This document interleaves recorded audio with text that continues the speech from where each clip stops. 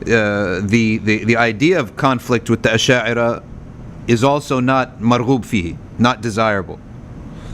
That's why at some point in the Hanbali history, they decided that although this is a matter that we do not accept, the matter of ta'wil, but in the end you say it's haram. When you say haram, when you say wajib, when you say mustahab, what kind of ruling is this? It's fiqh. This is a fiqhi ruling. This is haram. We didn't say this is kufr or this is fisq. It's haram, right? Yes. In the end, does it affect their aqidah? No. Yani someone doing this sin according to the Hanbali madhab, his aqidah is not affected because it doesn't affect or harm the issue of tanzih. I see. Good. بسم الله الرحمن الرحيم والحمد لله رب العالمين والصلاة والسلام على سيد المرسلين. Recently, there's been a man who goes by Sheikh Yusuf bin Sadiq or Yusuf bin As-Sadiq al-Hanbali. This man advertises himself as a traditional Hanbali. This human being says that, or said, that the Asha'irah, the difference between the Hanabala and the Asha'irah is a difference in fiqh and not a difference in aqidah. I don't know any scholar who has said that the difference between the Hanabala and the Asha'irah is a difference in fiqh and not a difference in aqidah. Even As-Safarini, who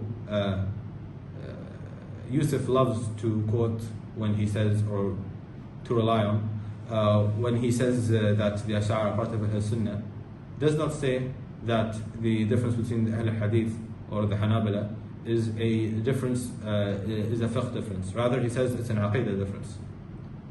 I would like to hear which Hanbali scholar says that the difference between the Asha'irah and the Hanabala is a difference in fiqh and not a difference in aqidah.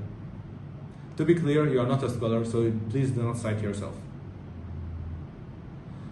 Moreover, what's interesting about this human being is that he criticizes the Salafis, as he calls them, or the Wahhabis, or whatever, for following Sheikh al-Mujaddid al-Imam Muhammad bin al-Wahhab al-Tamimi, who was a later scholar. However, As-Safarini is also a later scholar. And he ignores what al-Imam Ibn Qudama says about the Asha'irah, about how there's Nadiqa. He ignores what al-Imam Ahmad al-Hanbali, Ahmad bin Hanbal, he ignores what he said about the Kulabiyya, which are essentially the sheikhs of the Asha'irah, the proto-Asha'irah, if you will. He ignores what Ibn Taymiyyah says about the Asha'irah and doesn't consider Ibn Taymiyyah to be representative of the Hanbali madhab in this regard. I really don't know which classical Hanbali scholar he's relying on when he speaks about this difference between the Hanbalis and the Asha'irah just being a fiqh difference. Moreover, Yusuf, he represents Ibn Qudama when he says that Ibn Qudama did not consider the Asha'irah to be Zanadiqa. Firstly, he says that, he brings up a quote where Ibn Qudama talks about the Asha'irah, and he says about how the Asha'irah and the Zanadiqa lie and hide their beliefs. And he says that, the quote isn't as it seems, and that Ibn Qudama did not really group together the Asha'irah and the Zanadiqa as if they were this one and the same thing. Even if we grant you that, even though it really can't be granted, Ibn Qudama also has another clear text where he very clearly calls the Asha'irah Zanadiqa. So I don't understand, why are you misrepresenting Imam Ibn Qudama to your viewers? Secondly, if you're going to be relying on the later Hanbali scholars, then I don't understand why you call yourself a Hanbali traditionalist. You should call yourself a Hanbali modernist rather than a Hanbali traditionalist, because you follow the modern Hanbali scholars. And the modern period, according to some historians at least, began in the late 1700s, early 1800s, just when the Safarini was around. Moreover, it's really interesting to me how you make all of these refutations against the Salafis, or you speak about them in a very disrespectful way at least. But you never refute the Asha'irah. Or if you do it in a very respectful and kind way. Why don't you criticize Imam al-Akbar, Shaykh al-Azhar, Ahmad Tayyib, for saying that Islam made slavery haram?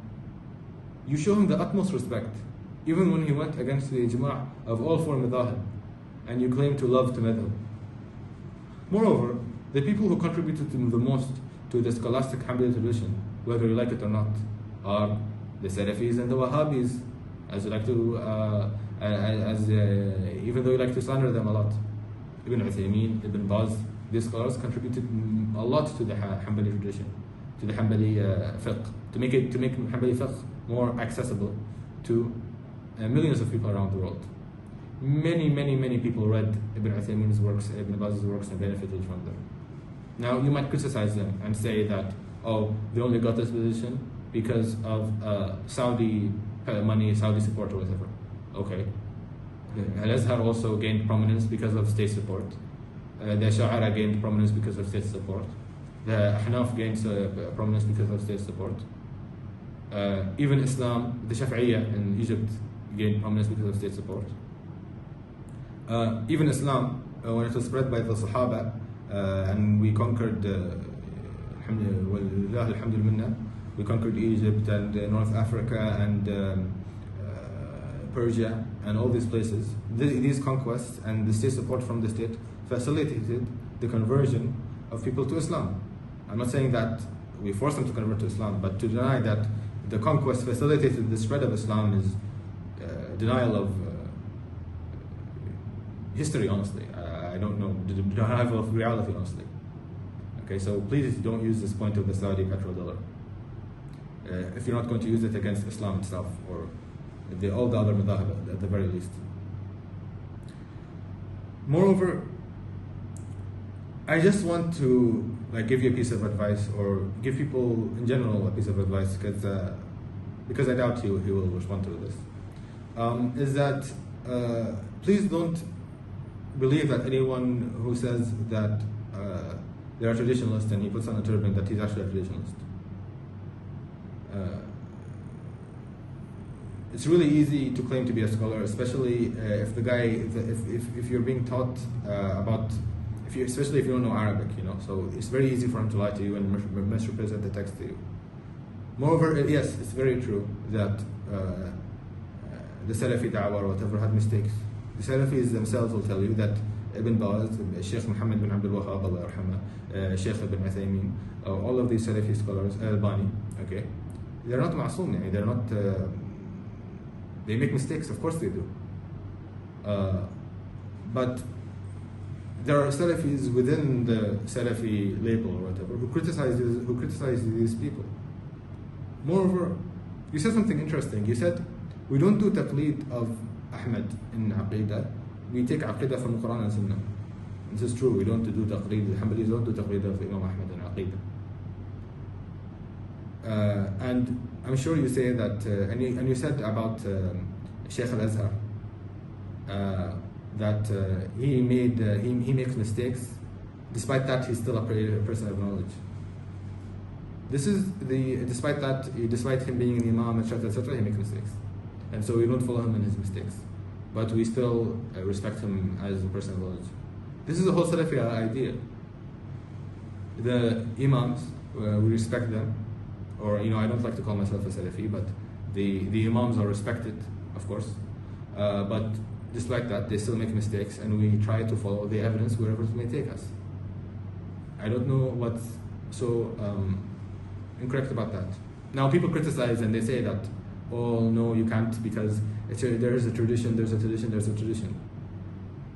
Listen, just like Sheikh al-Azhar, Al-Imam al-Akbar or whatever, can make huge mistakes. Other imams can make mistakes as well.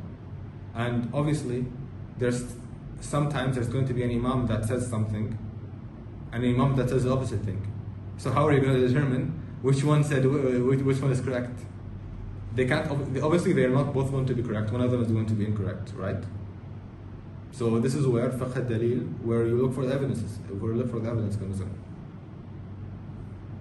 Obviously, I really think you need to take a step back, and I really advise you, like, heavily, like, even if you're going to be a mufawwid Hanbali, like, even though Hanbali are not mufawwid by any stretch of the imagination, don't say that the difference between the Hanabila and the Asha'irah is a fiqh difference. Please stop kissing up to the Asha'irah, with all due respect.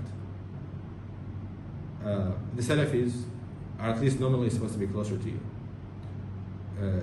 The same respect you show to heretics like Ahmad Tayyib, please show it to Ahl Sunnah, like people of Ahl Sunnah, like Ibn Baz, Allah yarhamah. Thank you for listening to the video. I hope I've been respectful to the viewers, even though I don't really like to be respectful to people who lie and who are deliberately ignorant. I still think that it's my responsibility to use clean language. I'm addressing an audience, and I know I don't like to listen to people who insult and shout all the time. So I hope I haven't been doing that, and I hope my language has been clean. And it really does actually make me sad, and it disappoints me to see someone so ignorant present himself as a teacher. I sincerely hope you make tawbah, Yusuf. And I sincerely hope you think about what you're going to say to Allah subhanahu wa ta'ala on the day of judgment. Everything you say is recorded. Everything you say will be, you will be accounted for everything you say. So when you rely upon the Hanbalis, they are going to be the ones that are asking you why you lied upon them, not me. Wallahu musta'an.